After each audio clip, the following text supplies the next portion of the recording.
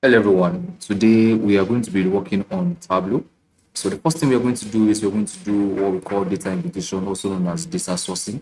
So we are going to be using various channels to import data into Tableau. Now Tableau is just a database. When I say database, a data visualization application that enables us to transform data into meaningful insights. Now if I click on my data sourcing, so you're going to have this when you open your Tableau.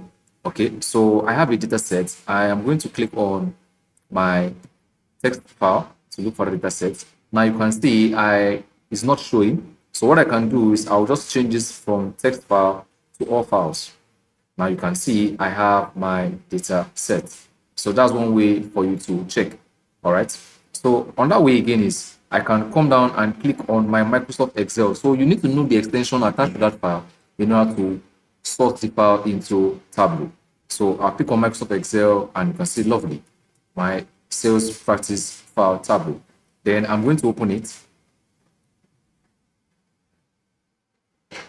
Okay, so you can see sales practice file Tableau. Then I'm going to drag the file from here. When I drag it now, you're going to see like a little preview. You can see a little preview here, just a little preview. Then I will drag my state. By the time I drag my state, you look at the connection. You can see Tableau is trying to create a connection between these two tables. You can see that little line connecting them.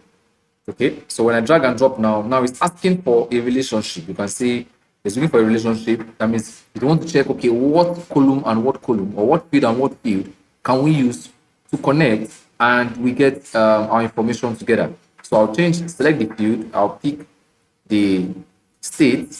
I think it has a state, then I also still pick the state here as well.